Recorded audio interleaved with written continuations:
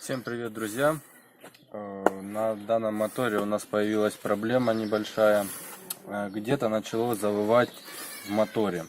И по звукам это напоминает завывание подшипника. Раньше это было не так сильно слышно, но начало это звучание увеличиваться. И это плохо, потому что если заклинит где-то у меня подшипник, у меня провернет в блоке, и мне придется покупать новый блок. Сейчас я вам покажу. У меня получается на малых и средних оборотах этот шум не так слышно, а начинаешь добавлять высокие обороты, ставить на нем, начинает завывать. Сейчас я вам покажу.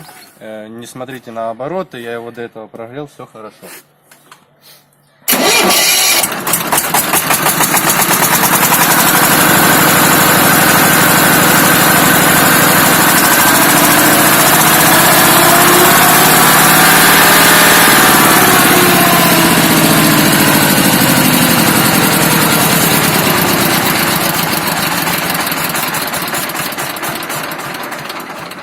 Как слышите, на малых и на средних оборотах этот шум не так слышен, но начинаешь добавлять высокие обороты, начинает сильно гудеть.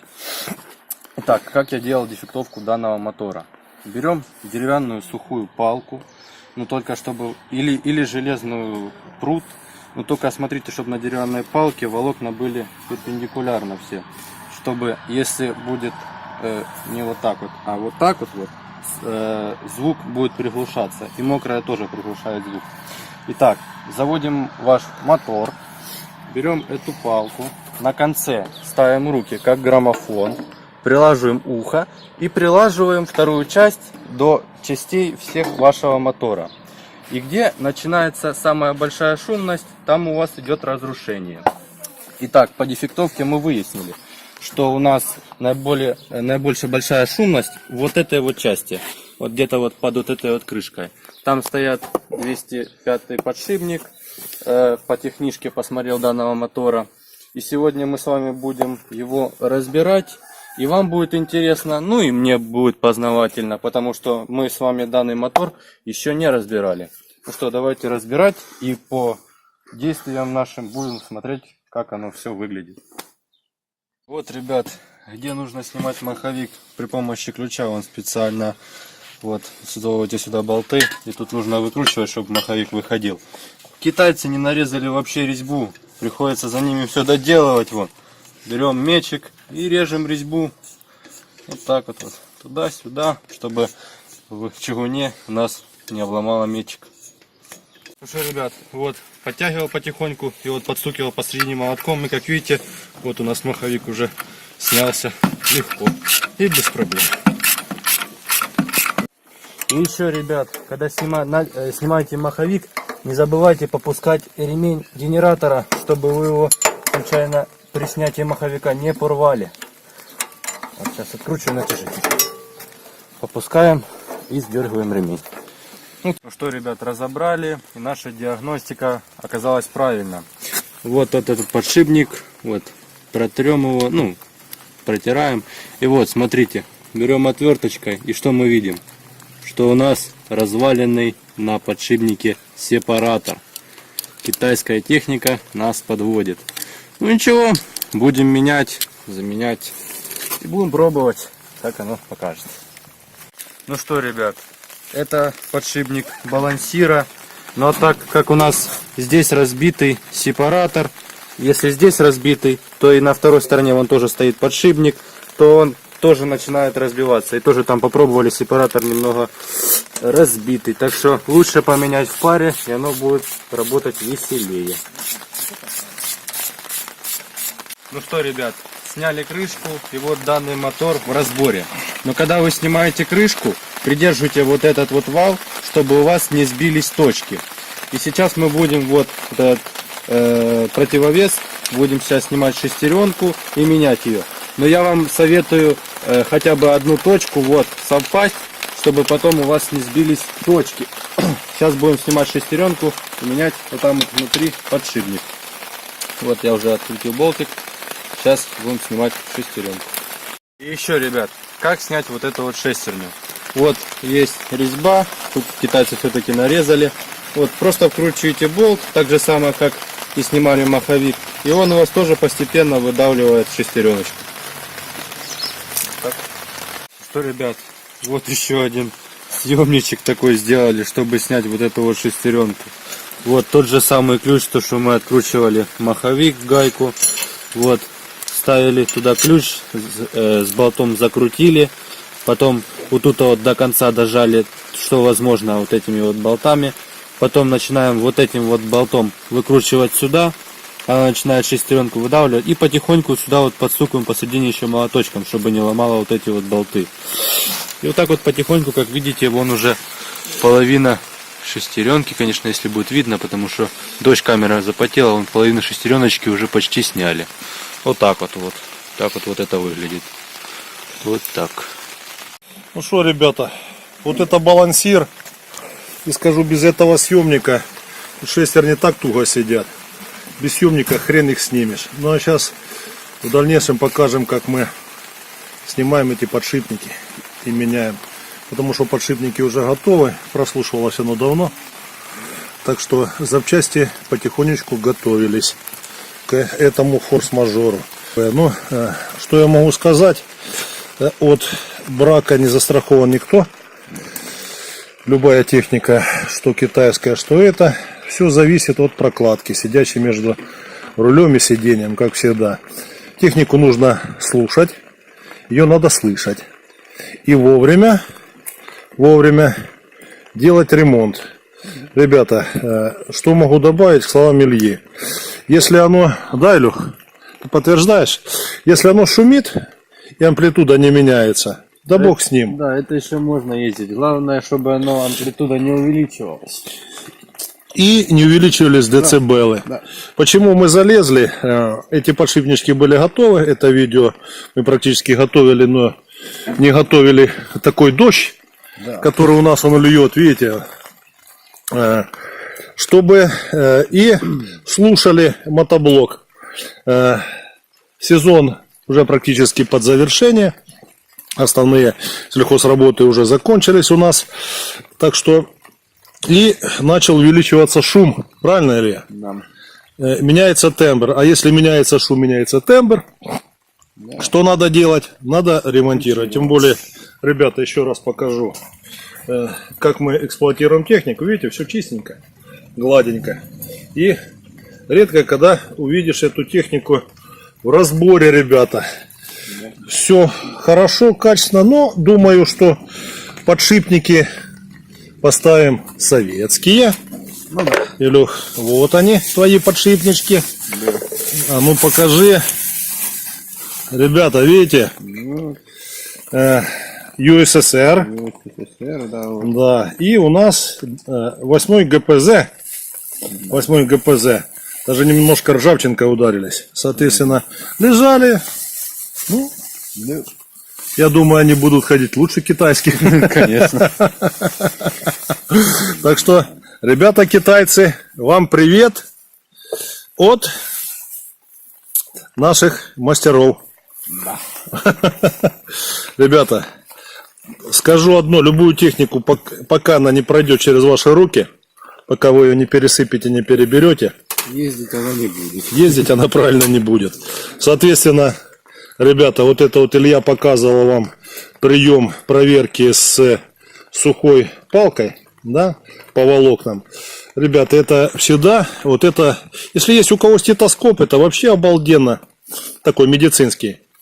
Если нету, деревянная палочка, прослушали мотор, и сразу вы уже понимаете, понимающий кинематику этого мотора, где примерно что стоит, где шумит.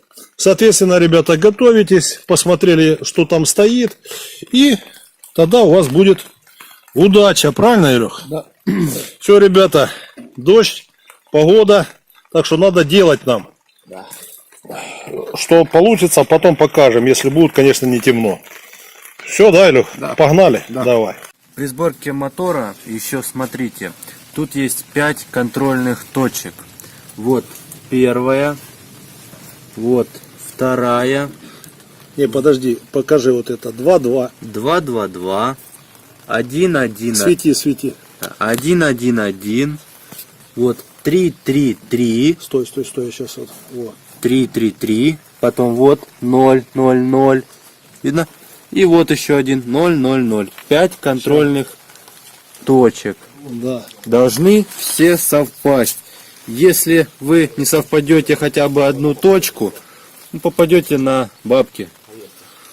Просто размолотит полмотора, Да. ребята. Просто, вот смотрите, обязательно все точки должны совпасть. Совпасть. Вот еще раз показываю. А ну, свети на них. Да. А то уже, ребята, темно. Видите, 2-2. Это вот это и вот эта шестерня. Вот это и вот эта шестерня. 1-1. Вот это и вот эта шестерня заводная. 3-3. И вот эта шестерня. И вот это 0-0. И, соответственно, шестерня балансира, где меняли подшипники. И шестерня заводная, видите, так же само 0-0. Если, ребята, хоть одно не попало, можете попасть на такие бабки, что мало вообще не покажется. Ну а теперь соберем здесь шарики. Здесь стоит опережение зажигания. Вот, Илья, покажи. Да. Вот тут стоят шарики. Шарики вот так вот стоят. Да. Вот. Но это мы будем сейчас на солидол все это дело. Потом ставится вот эта крышечка и подшипничек. Подшипник и упорный. Упор. Да, который у вас двигает рейку. Рейку топливного Да, насоса. топливного насоса. Вот примерно вот так обширный обзор мотоблока. Нежданно-негаданно, но так получилось, ребята. Все, собираем дальше. Ну что, ребят, как видите, у нас вечер, но мы все-таки одолели его, собрали. Вы помните, как раньше, на начале видео он звучал? Я вот заводил его вот пару минут назад. Сейчас хочу показать и вам, что получилось. Что, давайте заведем дракона.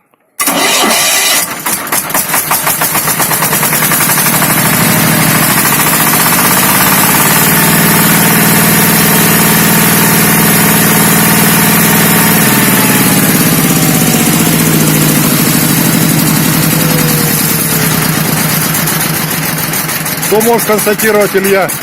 Ну что, как видите, наши догадки были правильны. Это подшипники на Балансир. балансирах, да.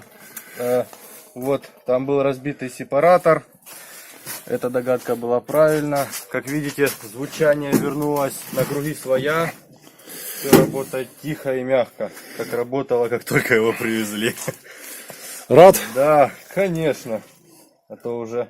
Ну вот видите, ребята, всегда я хочу добавить, Илья, надеюсь, меня поддержит.